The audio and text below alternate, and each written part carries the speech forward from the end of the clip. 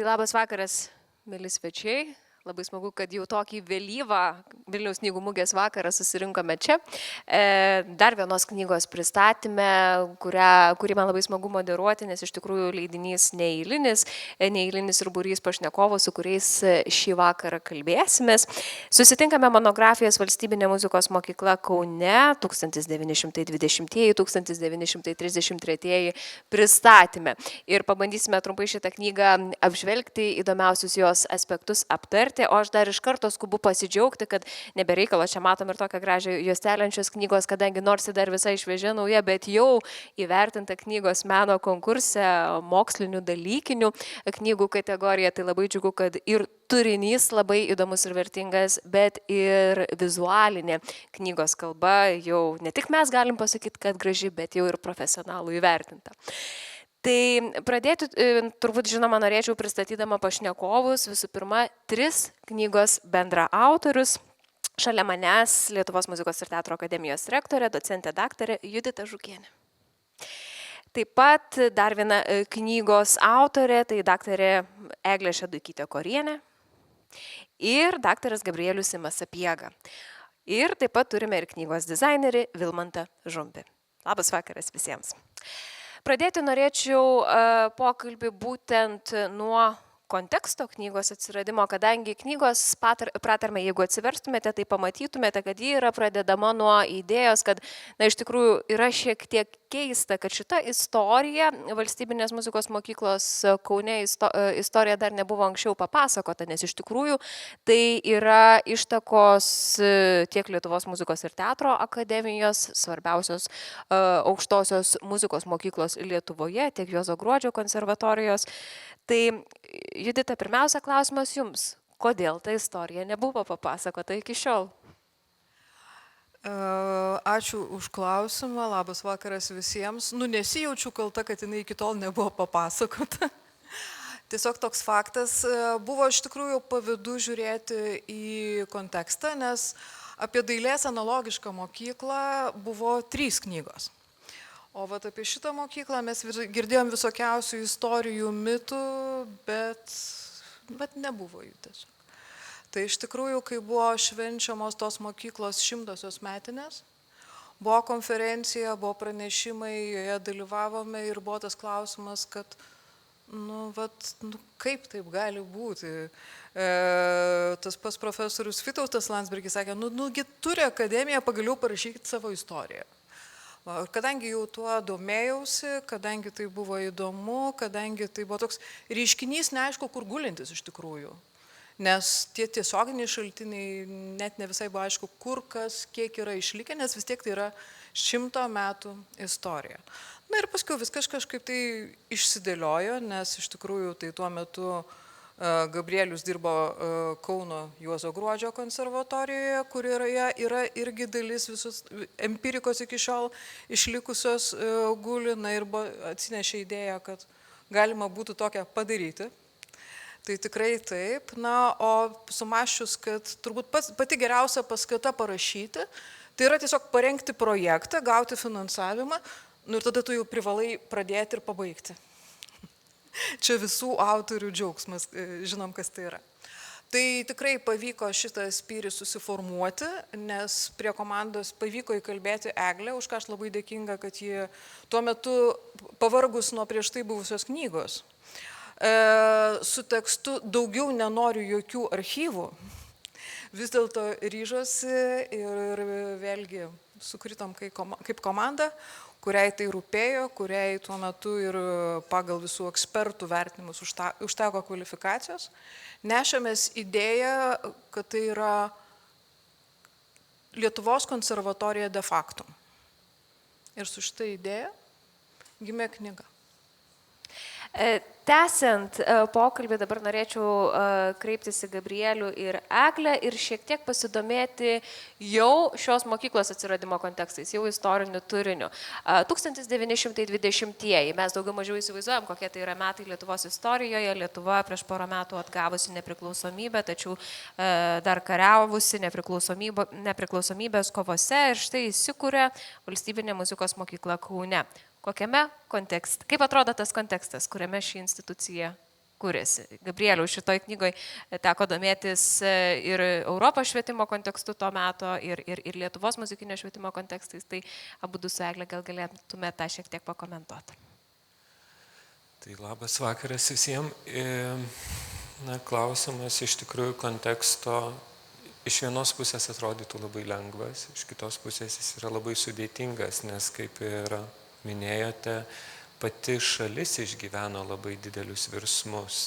Ir na, visų pirma, tikrai tas nepriteklius yra vienas iš didžiųjų kontekstų, kuris kardė kelius, kad ir konservatorija taptų ir aukštąją mokyklą, ir mes žinome istoriją, kaip buvo ir su Čiurlionio dailės muziejumi, kai nepakako nei lėšų.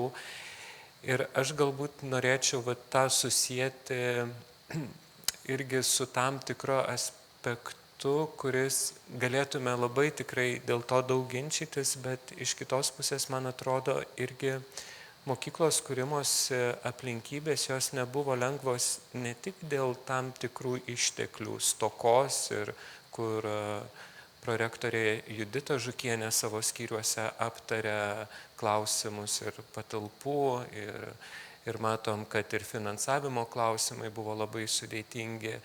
Bet sakyčiau, iš kitos pusės buvo susiduriama su tokiais reiškiniais, kurie tuo metu irgi buvo ne iki galo suprasti teisingai. Ir norėčiau galbūt sakyti kaip ir pavyzdį, tarkim, kadangi pati situacija, kuri buvo švietimo situacija, šiek tiek kitokia dėl to, kad mes turėjome ir mokytojų seminarijas, kurios labiau specializavosi į muzikos mokytojų mokymą, tas vadinamas specialinis mokymas.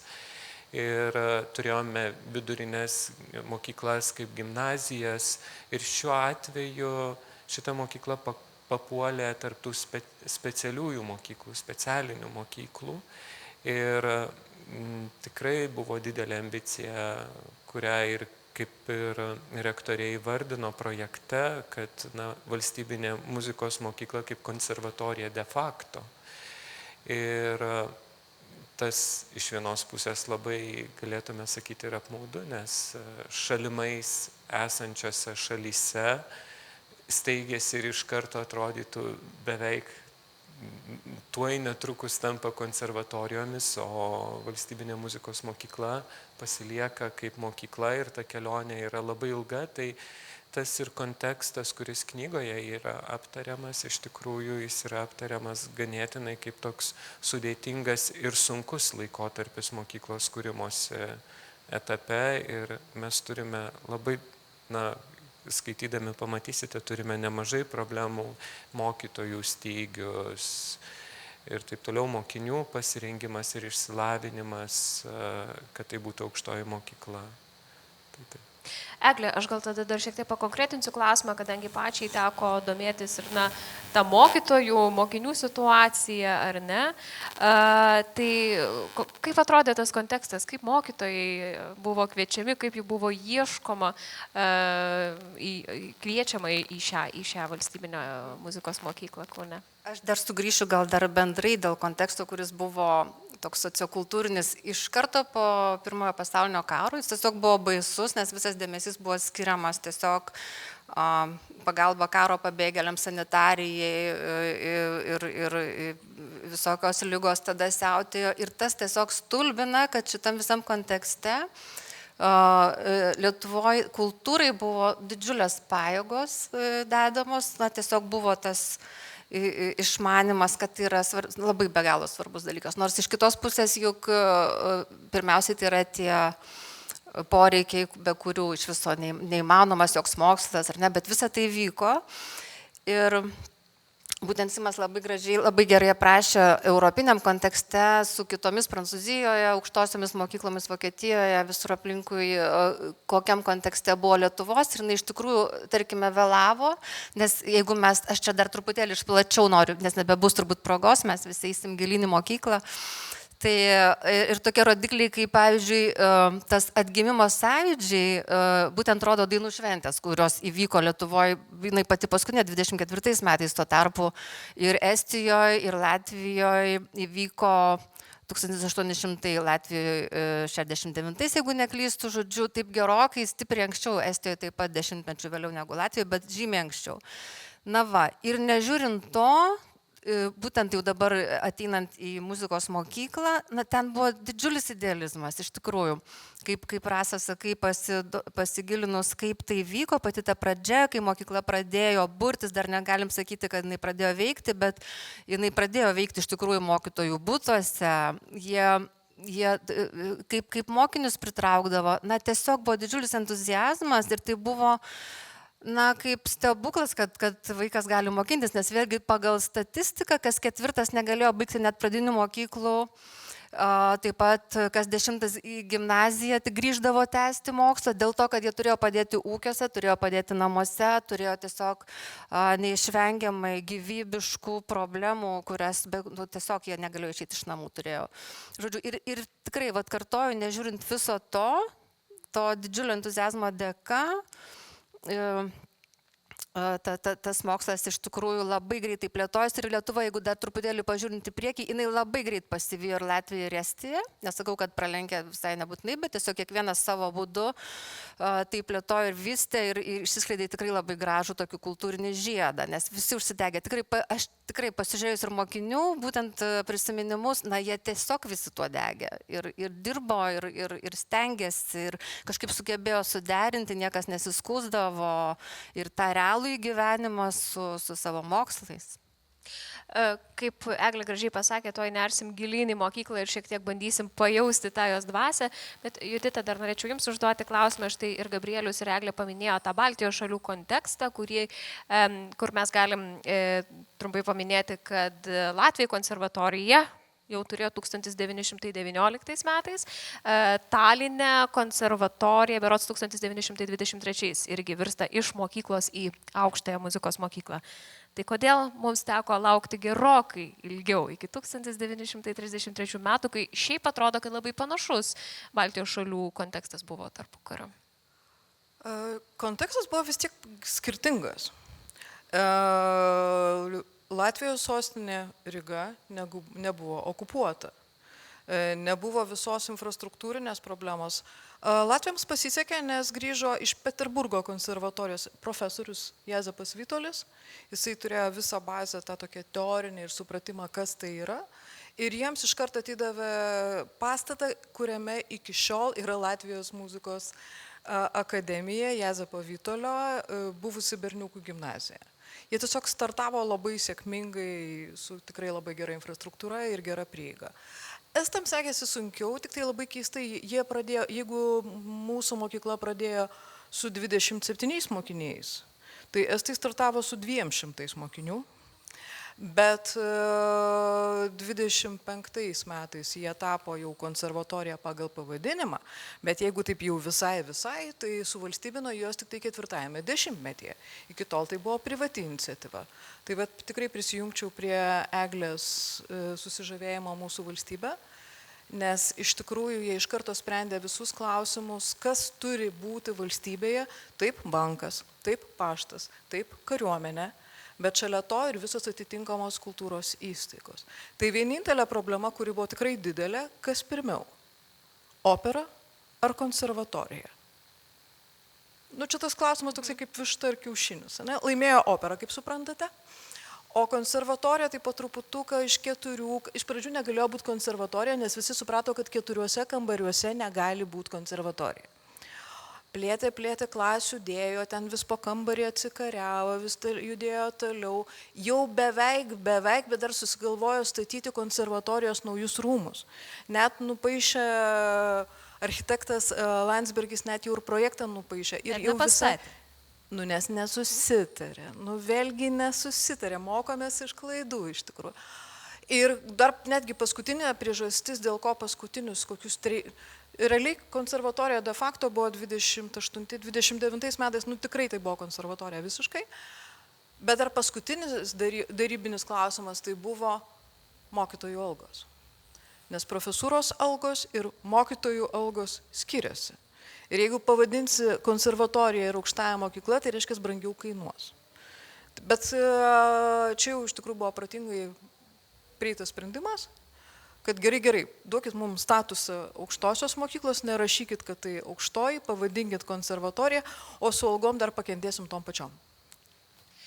Norėčiau aš pabandyti grįžti į pirmą mokyklos darbo dieną. Visada labai įdomu yra tokios visokios rekonstrukcijos. Štai mes jau išgirdom, kad 4 kambariai, ar ne? Išgirdom, kad 27 mokiniai, ar ne?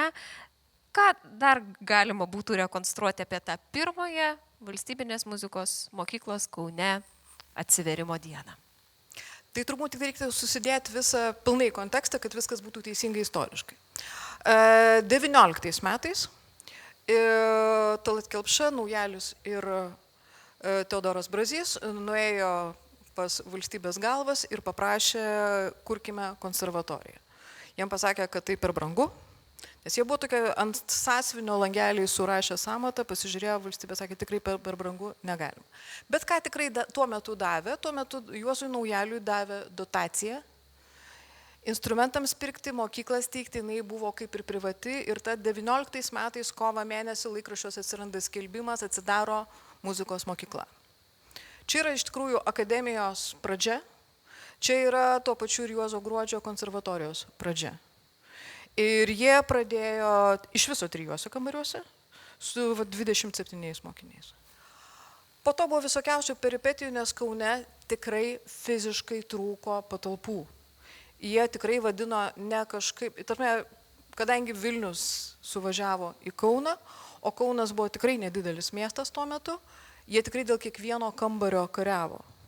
Ir didžiausias smūgis buvo 20 pavasarį, kai Seimui paėmė buvusias duotas ten patalpas. Na ir tada jau buvo toks tikrai krachas, tada Naujalis atsitraukė kaip vadovas. Tallat Kelpša pradėjo vadovauti ir jisai pasistengė, jisai buvo tuo metu tikrai ministerijos klerkas ir taip pasistengė, kad ta mokykla visgi pereitų į mokyklos valdymą. Bet įdomiausia turbūt yra ta data tuo, kad 20 metų spalio 1 dieną, kai mokykla yra suvalstybinama, panašu, kad mokykloje nebuvo nei vieno žmogaus. Nes buvo tas laikas, tas trumpas laikas, kai Vilnius buvo atvaduotas ir visi faktiškai dėjosi daiktus važiuoti į Vilnių. Tai ta pati ta šventinė diena, kuri tarsi turėjo būti, jinai praėjo labai tyliai ramiai, nes po 9 dienų sulaužyta Suvalkų sutartis ir aišku tas liūdesys, nusivylimas, aišku užgožė norą švęsti kažką tokio tarpinio. Tai tokia pradžia. Dar žvalgantis į tas mokyklos praktikalijas, Gabrieliau, norėčiau užduoti klausimą jums. Gilinatės į programas, kogi buvo mokoma toje muzikos mokykloje. Mes dabar daugiau mažiau įsivaizduojame, kaip gali atrodyti, paprastos muzikos mokyklos, meno mokyklos ir tada jau aukštosios muzikos mokyklos programa, bet turbūt nebūtų galima tikėtis, kad tais pačiais 1920-aisiais viskas buvo taip pat, kaip yra dabar. Tai kaip vystėsi pats turinys, ko buvo mokomi tie moksleiviai, kurie atvykdavo, kurie irgi buvo labai įvairūs, labai įvairaus pasiruošimo, ar ne? Tai nuo ko pradėjo ir iki ko išsivystė tas mokyklos turinys? Aš gal pasakyčiau, tai tas klausimas iš tikrųjų yra susijęs su tuo, kaip ta pradžia atrodė, kaip tos galbūt net ir pirmosios pamokos atrodė. Tai reikėtų pirmas aspektas, kurio neužmiršti, tai kad kai kurie jų atvyko mokytis nebūtinai suaugę, jie mokėsi kai kurie gimnazijose, kai kurie dirbo valstybinius darbus, kai kurie iš jų buvo net ir kunigai. Ir šiuo atveju pamokos dažnai vykdavo tada, kada būdavo laiko jas vykdyti, tai dažnai vakare arba ryte. Tai tas labai tikėtina.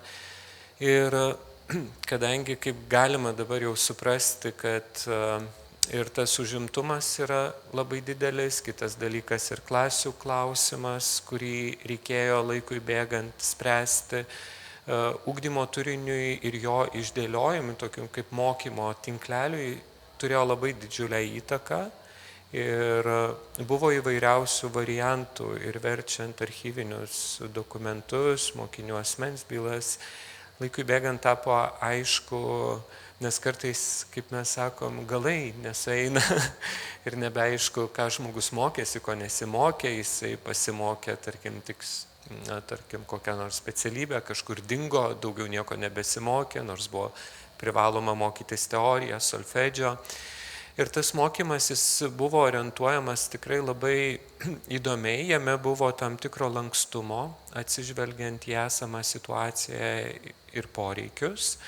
Ir šiuo atveju, kai mes kalbame apie patį tinklelį, jisai tikrai buvo lankstus. Ir kita vertus buvo tam tikrų dalykų, kurie buvo iš anksto numatyti, tarkim, kad mokinys pasimokęs muzikos teorijos, jisai turėtų mokytis harmonijos, solfedžio, jisai mokėsi keletą metų. Tai buvo tokie esminiai dalykai, aišku, turėjo ir muzikos kūrinių analizę, tai dalykas keisdavo dalyką. Toks buvo principas.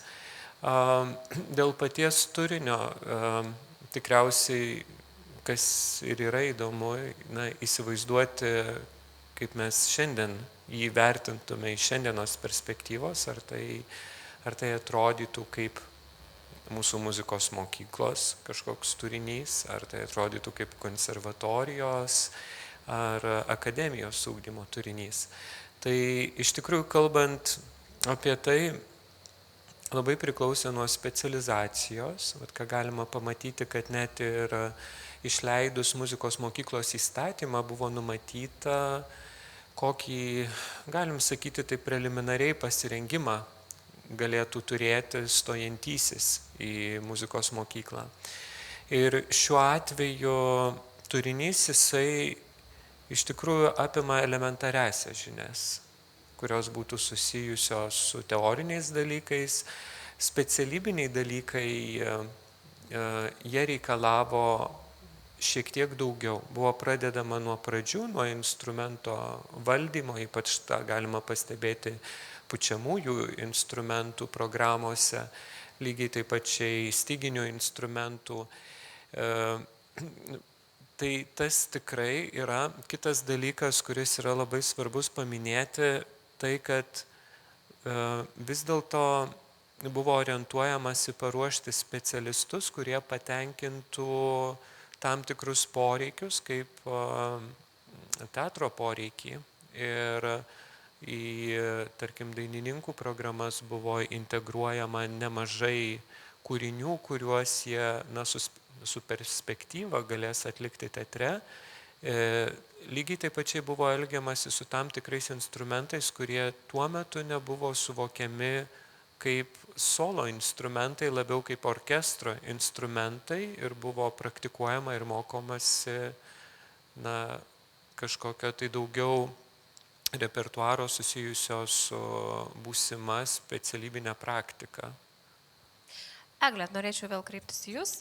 Jums teko gilintis į tokį labai įdomų dalyką, į santykius mokytojų ir mokinių, į tą žmogišką ryšį, į tą klimatą galbūt pačios mokyklos ar ne. Tai kas pačiai buvo įdomiausia, ką pavyko iš tikrųjų išsiaiškinti apie tai ir ko galbūt mes net ir šiais laikais galėtume pasimokyti iš to, kaip tada tarpukariu šitoj valstybiniai muzikos mokykloje bendraudavo mokytojai ir mokiniai, koksgi buvo tas jų ryšys. Tikrai galime pasimokyti ir mokomės. Mes dėstytojai mokomės, kaip anksčiau dėstytojai bendravo su mokiniais ir taip pat kaip mokiniai elgdavosi su savo mokytojais. Tas ryšys buvo toks abipusė begalinė pagarba, bet ir didžiulis atvirumas.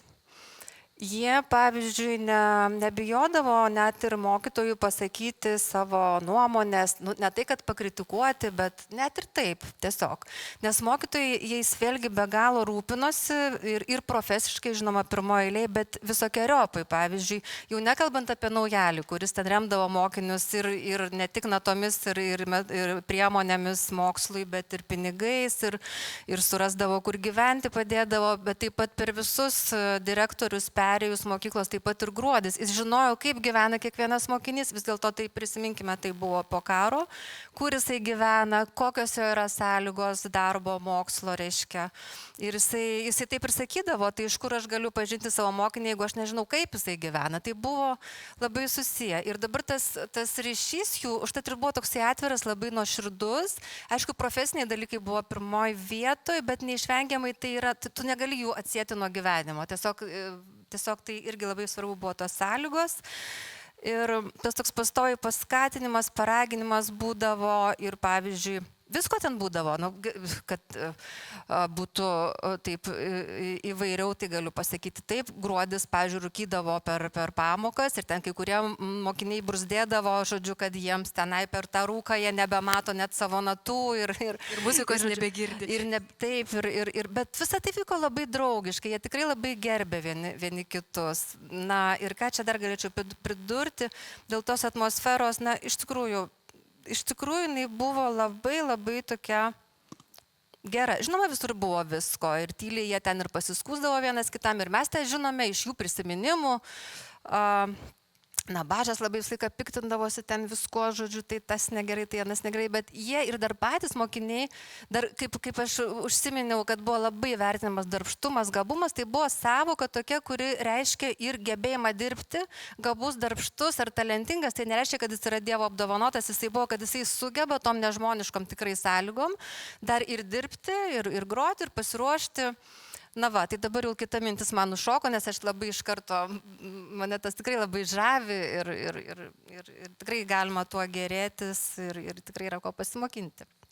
Dabar norėčiau padėti kablelį, kaip mėgstu sakyti, mūsų pokalbėje apie mokyklą ir jos gyvenimą ir perduoti mikrofoną Vilmantui Žumbiui, knygos dizaineriui, nes labai įdomu yra kalbėtis apie knygos turinį, bet iš tikrųjų šiandien vienai kolegijai sakiau, štai pasižiūrėk, kokia knyga, jinai buvo įvertinta ir knygos meno konkurse ir jinai ją paėmusi sako, iš tikrųjų labai malonu net paimti šitą knygą į rankas. Tai Vilmantai, kai pradėjot bendradarbiauti su šita komanda muzikologų, kuri rašė šią monografiją. Kokia buvo jūsų vizija? Ką jūs norėjote vizualinę šios knygos kalba papasakoti? Tai sveiki visi, ačiū labai už klausimą. Mano šitos kelionės bendrakeleiviai labai puikiai papasakojo turinio dalį. Bandysiu nenusileisti kažkaip savo apie formą kalbėdamas. Bet jūsų klausimas buvo, kaip mane priėmė komanda. Ir kokia buvo jūsų vizija vizualinė? Tai aš ko gero daugiau, mano fokusas buvo nukreiptas į tą tokią gerąją žinią, kad apskritai tokia valstybinė muzikos mokykla Kaune, kad ji buvo. Aš kažkaip labai džiaugiuosi dėl to, kad manęs kažkaip kolegos irgi neapkrovė tą tokią sudėtingesnę pusę viso šito reikalo, kuri tikrai yra įspūdinga.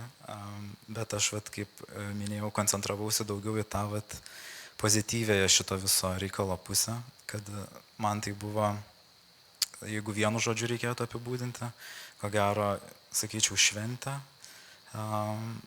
viso šitos institucijos atsiradimo. Kadangi tai yra ištakos Lietuvos muzikos ir teatro akademijos. Tai mano fokusas į tai ir ta vizija buvo vis grąžinama prie to teigiamos dalies. O pačiam kaip žmogui iš šiek tiek kito lauko, mes kalbamės tos pavardės ir viskas mums gerai žinomos, kontekstai gerai žinomi. Kas jūs patį labiausiai sudomino knygos turinį? Štai jūs minėjote tą gerąją, gražią, pozityvę žinią apie apskritai tokios institucijos egzistavimą, bet aišku, jūsų skaitimas turbūt buvo jisai tikrai kitoks, dirbant prie šios knygos. Bet kas jūs patį gal labiausiai sudomino? Koks sunkus klausimas. Buvo labai daug įdomių įvairių dalykų, bet aš kadangi koncentravausi visgi daugiau į formą, tai aš tiesiog tą ir medžiagą, aš su ją susipažinau visiškai iš kitos pusės, kaip jūs ir sakėt, kad iš kito lauko, kadangi ateinu. Tai gal man daugiausiai vat ir skyriai kažkokie yra, kurie atkreipia kažkaip ar mane daugiau įkvepia kaip kūrėja kažkokį, sakykime. Tai yra būtent mokytojų skyrius, kuris iš tiesų buvo ir pats sudėtingiausias savo įgyvendinimo ir formą, ir aš jį perdarinėjau, dabar galvoju, ar 2 ar 3 kartus. Ir man buvo iš tiesų labai įdomu su juo visgi dirbti, nors iš pradžių aš tai priėmiau kaip kažkokį neįveikiamą tarsi iššūkį, bet kai jis jau su juo buvo susitvarkyta, tai buvo labai apdovanojantis jausmas, tai ko gero sakyčiau, kad va šitas momentas.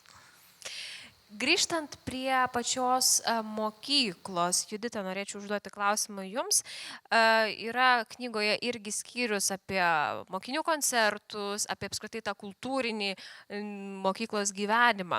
Aišku, tarpukario Kaunas, jaunas, labai greitai besikeičiantis miestas, jauna valstybė ir natūralu, kad turbūt valstybinė muzikos mokykla turėjo labai svarų vaidmenį kultūrinėme gyvenime Kauno. Ar kaip tik ne?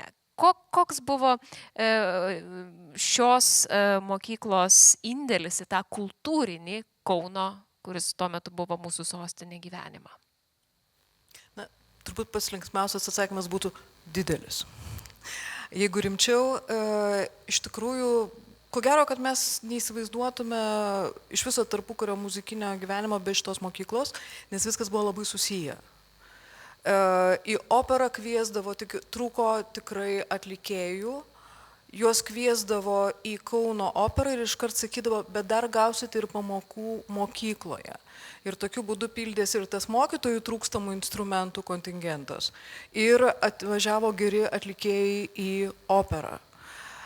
Tie patys operos solistai, dirigentai, jie dirbo mokykloje. Ir tai buvo visiškai susiję. Mokyklos mokiniai be abejonės buvo pirmieji operos klausytojai. Jie turėjo nuolaidas, jie galėdavo praeiti ir tas tiesiog natūraliai cirkuliavo. Plus su laiku, kai jau po 25 metų mokykla gavo tą visą pastatą Maironio gatvėje ir joje buvo tokia kamerinė salė, šita salė tapo pagrindinė kamerinė Kauno sale. Ir ar važiuojančios pianizmo žvaigždės, ar vokalistai, solistai pavieniui, ar kiti atlikėjai iš tikrųjų šitoj salėje sustodavo, o ir pati mokykla surengdavo po kelis koncertus per pusmetį. Taip kad tai buvo toksai, jeigu sakoma, kad kultūros židinys, muzikinės kultūros židinys buvo opera, tai tikrai labai gražiai kažkada pastebėjo amžinatilsį Ona Narbutienė, Kaune buvo 2 židiniai – opera ir mokykla. Iš šio klausimo išeina ir kitas mano klausimas, ir čia gal šis klausimas būtų jums, Judita, ir Gabrieliui. Mes galim knygoje rasti ir afišų koncertų, kurie vyko mokykloje ar ne. Ir aš šiek tiek peržvelgusi, kasgi ten buvo atliekama. Aišku, daugiausia randu lietuvių autorius, natūralu, kad buvo labai skatinamas tas lietuviškos muzikos atlikimas ir apskritai kūryba naujos lietuviškos muzikos. Randu, aišku, to meto ryškiausius autorius, bet įsivaizduokim tą laiką 20-ieji, 33-ieji, čia jau ir muzikinis modernizmas, ir naujoji Vienos mokykla, ir Bela Bartokas, ir visi kiti modernus dalykai. Ar šitas muzikinis turinys, šitos muzikinės naujovės ateidavo iki valstybinės muzikos mokyklos, ar visgi jį rėmėsi, tokia konservatyvesnė muzikinė praktika?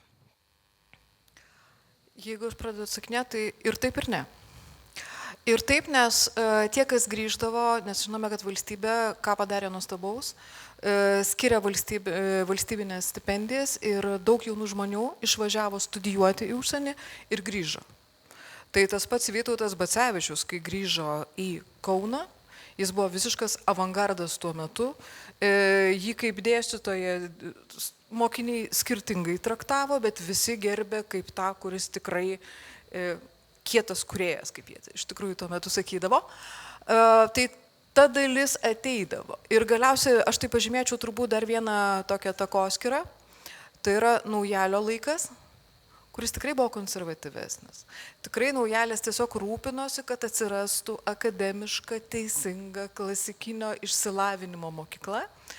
Ir kai jau Naujalį pakeičia Juozas Gruodis, kuris vienas iš pirmųjų tikrai modernistų, grįžęs iš vakarų ir pirmasis faktiškai pradėjęs tą tokį skleisti tokią dvasę Kaune, mes matome, kaip keičiasi požiūris į modernėją muziką, mes matome, kaip tai integruojasi, keičiasi.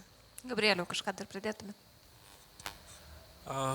Manau, kad yra tikrai labai didelis tas aspektas, ką ir mini Naujalio laikas, Gruodžio laikas. Kita vertus, dėl lietuviškosios muzikos irgi labai slidus klausimas, dėl to, kad peržvelgiant tiek pat programas mokymo ir nes į mokymo programas kai kurioms specializacijoms buvo įtraukta kaip privalomas kažkoks tai muzikinis kūrinys, kurį jie privalo išmokti tautinės muzikos. Kita vertus, irgi žiūrint į tam tikras koncertų programas, kuriuose buvo atliekami muzikiniai kūriniai, taip buvo stengiamas įtraukti lietuvių kompozitorių autorių darbų, bet pirmas dalykas, tų autorių darbų, lietuvių kompozitorių dar tuo metu nebuvo tiek daug. Tai reikėtų ir tą suprasti. Ir ta kūryba, kuri iš tikrųjų dominavo, tai tos kūrybos poreikis buvo truputėlį kitoks. Ir pasižiūrėkim lygiai tas pats Mikalojus Konstantinas Čiurlionis, kuris surengė kompozicijų konkursą ir kokių kūrinių jisai prašo ir reikalauja. Ir čia susidaro labai toksai komplikuotas ir sudėtingas laukas, nes pradeda rastis lietuviškai pavadintų kūrinių, kuriuos paskui išsiaiškini, kad ten Štarka, pavyzdžiui, perdarė, dar kažkas tai. Ir iš tikrųjų tai nėra lengvas metas. Kitas dalykas, ką norėčiau pasakyti, tai matau, va čia keletą kolegų, kurie tikrai ir Mažvydo bibliotekoje vartė Naujalio dokumentus ir manyčiau, kad taip, Naujalis turėjo pačioje pradžioje labai didelį, ne tai, kad didelę įtaką, bet tą tokį ideologiją, kurią atsinešė su ta mokykla ir iš tikrųjų jisai buvo labai gerbiamas. Ir nuostabu matyti jį, kuris sugeba tuo pačiu metu pakviesti į mokyklą dirbti tuos, apie kurių kūrybą jis mano, kad jinai yra nepakankamai graži. Taip tariant, ten buvo šiek tiek griežčiau parašyta, bet taip nekompromituojant. Bet šitoje vietoje, ką reikėtų pastebėti, tai to meto žmonių irgi tam tikrą estetinę savimonę, kuri irgi yra susijusi su išsilavinimu. Tai yra labai svarbu ir pati pradžia negalėjo atrodyti kaip avangardas. Nebe tiek daug laiko mes beturim, bet dar keletą aspektų norėčiau aptarti. Egle, jums klausimas dabar, kaip projekto vadoviai. Mes daug kalbėjom apie turinį pačios mokyklos, apie tai, ką galima rasti, aišku, daug plačiau papasakota knygos viduje, bet šiek tiek norisi ir jūsų darbo užkulisius praskleisti. 3 autoriai, ar ne, 3 vizijos, 3 skirtingi žmonės. Kaip jums pavyko iki galo išlikti komanda, ar daug buvo ginčių ir, praskleiskite tiesiog tos kūrybinius užkulisius. Rašant ar darant kažkokį bendrą darbą, ar galutinai, arba susipykti visam laikui, arba labai susigyventi. Ir dabar iš tikrųjų vienam kitą pamačius kur nors, tokia šiluma tiesiog pereina, tiesiog malonu be žodžių, labai gera. Ir mes, aišku, turėdami tą gerąjį pavyzdį iš tarpukario bendravimo pavyzdį, turbūt nejučia ir patys taip pradėjome elgtis, taip labai pagarbiai vienas į kitą. Ir iš tikrųjų, aš taip be galo žaviuosi savo bendraautoriais, aš labai žaviuosi mūsų rektorę Juditą, kuri iš tikrųjų, tokia jos nuostabi šita buvo ambicija rašyti tokią knygą. Jinai kaip dabartinės muzikos akademijos vadovė, jinai kartu su prieš tai buvusiais direktoriais vadovais jinai perėjo visus etapus, nuo pradžių iki galo, jinai žino visus ėjimus, visus sprendimus tada padarytus, jinai gali, jinai tiesiog tokį turi platų kontekstą, man tas yra be galo gražu, būtent žmogaus vadovo, kad jisai neapsiriboja tuo, kas yra dabar, jisai pereina visą tą kelią kartu su jais, lygiai taip pat išgyvendama, tikrai tas labai jautėsi, nes tiesiog Juditai visą tai be galo rūpėjo ir kaip vadoviai, aš tą visą laiką jutau ir tas yra tikrai labai toks geras bruožas, būtent vadovaujančio žmogaus ir taip pat tiesiog ir su Simu visą laiką būdavo tiesiog iš karto momentiška reakcija, kažko paklausi, kažką nori patikslinti, vieni kitais turbūt labai pasitikėjome. Ir tiesiog palikome erdvės dirbti, jeigu būdavo išsakytos pastabos, kad gal kažką kitaip, gal ką nors keičiam, tai jeigu ir nepakeisdavo kuris nors iš mūsų, tai irgi tai būdavo normaliai pažiūrima, kad taip, kiekvienas turi teisę, 3 autoriai, jie išlieka savimi, savo stilių išlaiko. Tai darbas tikrai buvo nuostabus, ypač dabar apie tai šnekėti yra labai malonu, turint rezultatą. Ir ką dailininkas Vilmantas užsiminė, tikrai be galo gera buvo dirbti su Vilmantu, tai yra mūsų susitikimai, kuris jis labai įsiklausydavo ir tai, ką jis pasakė apie mokytojų skyrių, jis padarė tiesiog nerealų dalyką. Nes mes su Judita ir su Simu galvom, čia turbūt neįmanoma, bet gal. Nes tai, ką minėjo Vilmantas, tai yra ir nuotraukos tekste, tas mokytojų skyrius, ir išnašos šone su mokytojų fotografijom kraštuose, ir po tomis išnašomis dar išnašos apačioje, ir Vilmantas sugebėjo tą tekstą palikti tokį tarsi kvepuojantį, tarsi daug erdvės kiekviename puslapyje, šitiek sudėdamas informacijos. Čia ypatingų sugebėjimų reikia turėti ir tokio įsiklausimo, įsigilinimo ir išgirdimo, galbūt tai, ką mes kažką nerealaus įsivaizduojam, pasirodo galima viską padaryti, kai nori. Tai va tokie įspūdžiai. Prieš paskutinį klausimą noriu pasakyti, kad labai norėsiu palikti bent minutę kitą 1 ir 2 klausimam, tad turėsit progą paklausti, jeigu tokių klausimų kils. Ir užbaigti norėčiau tokių 2 klausimų jums, Judita. Gal kažkaip pavyks abu klausimus į vieną atsakymą sutalpinti. Tai pirmoji klausimo dalis, tai kodėl būtent 1933-aisiais jau pasikeičia pagaliau tas mokyklos statusas, iki ko buvo ilgai eita.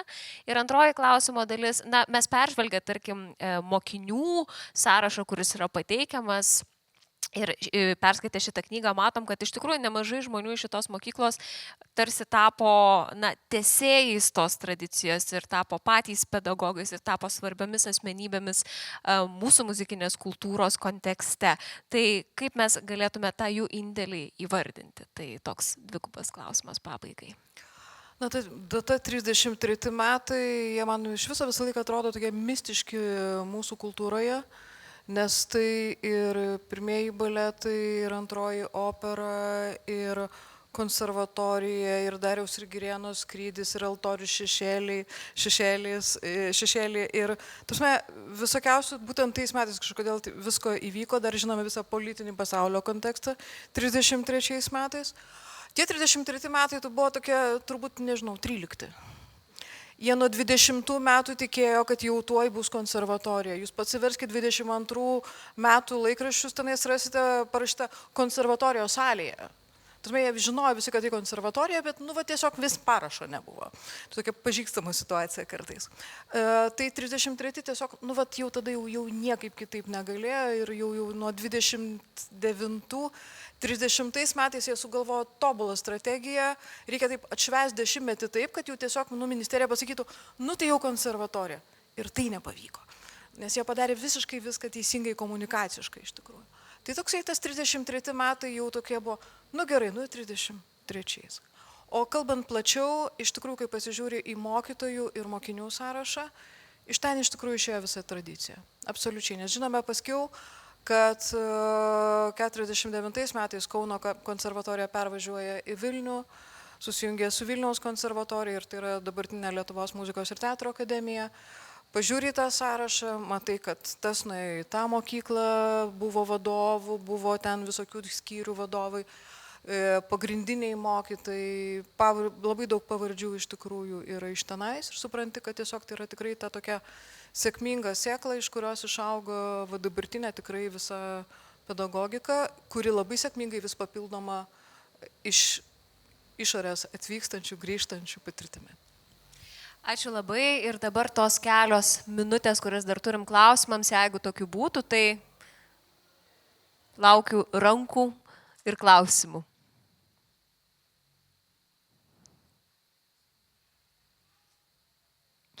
Viską taip gerai papasakojot, kad net klausimų nebekyla. Tai bet kokiu atveju labai noriu padėkoti savo pašnekovams, knygos autoriams, Lietuvos muzikos ir teatro akademijos rektoriai, docentiai daktarai Juditai Žukieniai, daktarai Egliai Šeduikytei Korieniai, daktarui Gabrieliui Simui Sapiegai, visi trys muzikologai ir knygos dizaineriui Vilmantui Žumbiui. Ačiū labai, o jūs tikrai labai kviečiu pavartyti ir paskaityti šią knygą, nes galiu pasakyti, kad nepaisant to, kad tai labai muzikinė tema, bet tikrai galima rasti dalykų, kurie net ir žmogui ne iš muzikos lauko bus labai įdomu, nes atsiveria visas mūsų tarpukario kultūrinis pasaulis. Ačiū visiems, gražaus likusio vakaro ir gražios likusios knygų mugės.